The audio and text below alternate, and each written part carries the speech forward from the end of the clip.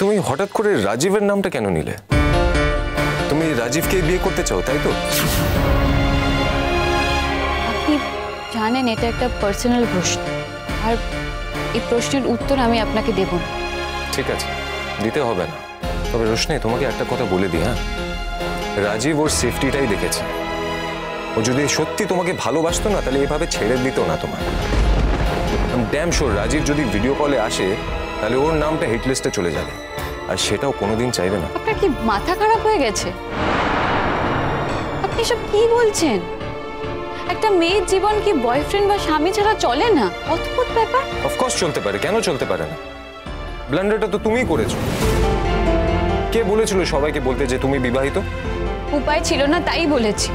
সবাই আমাকে নানাভাবে প্রশ্ন করে, সেজন্য বাধ্য হয়ে আমি বলেছি।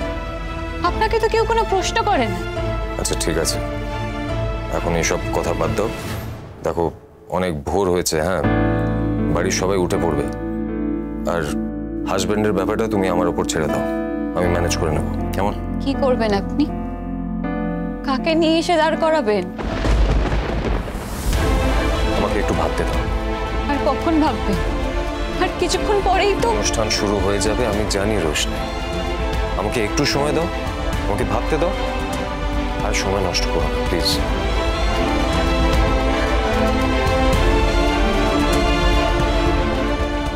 রোশনি, চলে যাওয়ার কথা স্বপ্নেও ভেবো না তুমি।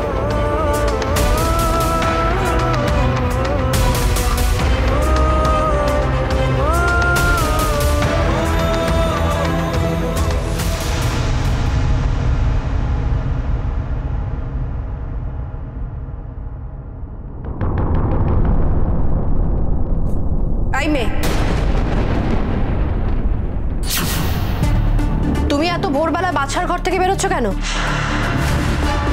কি করতে গেছিলে তুমি ওর ঘরে? আমি একটা কাজে গেছিলাম। বাড়ি শুদ্ধ লোক যখন ঘুমোচ্ছে তখন তুমি ওর ঘরে কাজে গেছিলে? কি কাজ ছিল তোমার? আমি সত্যি একটা কাজে গেছিলাম, আপনি বিশ্বাস করুন। আমি এক্ষুনি গেছিলাম, একটু আগেই। এই যে শোনো, আমি কিন্তু এসব একদম টলারেট করব না। আমার তো মনে হচ্ছে তুমি সারা রাতই বাদশার ঘরে ছিলে।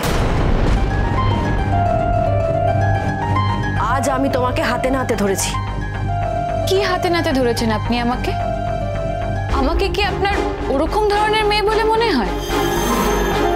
আমি আপনার ছেলের ঘরে সত্যি একটা কাজে গেছিলাম, আর এখন আমি ফিরে যাচ্ছি। আপনার মনে যে সন্দেহটা হচ্ছে, সেটাই যদি আপনি বিশ্বাস করে থাকেন, তাহলে আমাকে একা কেন প্রশ্ন করছেন? আপনার ছেলেকেও প্রশ্ন করুন না। রোশনাই সোম থেকে রবি প্রতিদিন রাত 8:30টায় স্টার জলসায় ও ডিজনি প্লাস হটস্টারে।